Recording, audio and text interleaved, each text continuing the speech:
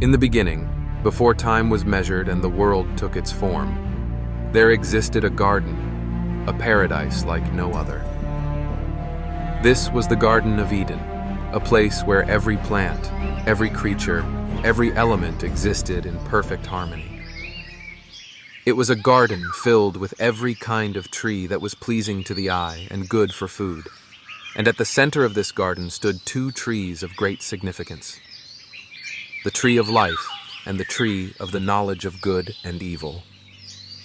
In this paradise, God created the first man, Adam. Crafted from the dust of the ground, Adam was formed in the image of God and breathed life into his being. He was placed in Eden to tend and keep it, to enjoy its bounty and live in communion with God. But despite the beauty and wonder that surrounded him, something was missing. Adam was alone, with no companion to share his days and nights.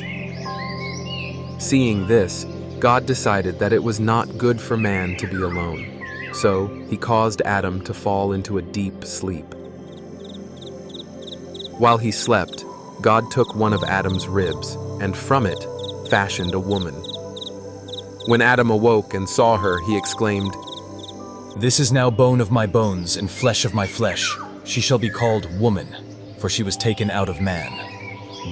And so Eve became the companion Adam had longed for, and together they lived in the Garden of Eden, naked and unashamed. The garden was a place of endless delight.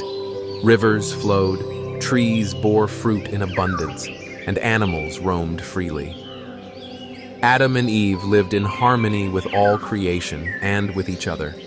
They walked with God in the cool of the day, enjoying His presence and the perfect peace of their surroundings. There was but one commandment given to them by God. They were free to eat from any tree in the garden except the tree of the knowledge of good and evil. For on the day they would eat from it, they would surely die. Life in Eden was idyllic, but shadows lurked in this paradise. One day, the serpent, more cunning than any of the wild animals God had made, approached Eve.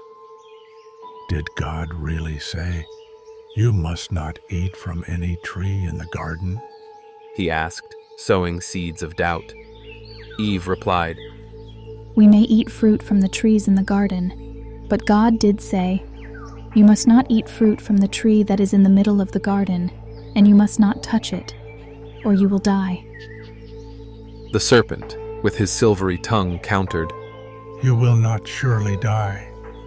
For God knows that when you eat from it, your eyes will be opened, and you will be like God, knowing good and evil." The words of the serpent were enticing. Eve looked at the tree, saw that the fruit was good for food and pleasing to the eye, and also desirable for gaining wisdom. She took some of the fruit and ate it. She also gave some to her husband Adam, who was with her, and he ate it too. At that moment, their eyes were opened, and they realized they were naked. The innocence they had known was shattered, replaced by a newfound awareness and shame. They sewed fig leaves together and made coverings for themselves. As the cool evening breeze whispered through the garden, they heard the sound of the Lord God walking among the trees. Fearful, they hid from him. But God called out to Adam, "Where are you?" Adam answered, "I heard you in the garden, and I was afraid because I was naked, so I hid." God asked, "Who told you that you were naked? Have you eaten from the tree that I commanded you not to eat from?" Adam, seeking to deflect the blame, said, "The woman you put here with me, she gave me some fruit from the tree and I ate it." Then God asked Eve. "What is this you have done?" Eve replied, "The serpent deceived me, and I ate." With their disobedience, the perfect harmony of Eden was broken. God pronounced judgments upon the serpent, the woman, and the man. To the serpent, he said, Because you have done this, cursed are you above all livestock and all wild animals. You will crawl on your belly, and you will eat dust all the days of your life. To Eve, he said, I will make your pains in childbearing very severe. With painful labor you will give birth to children.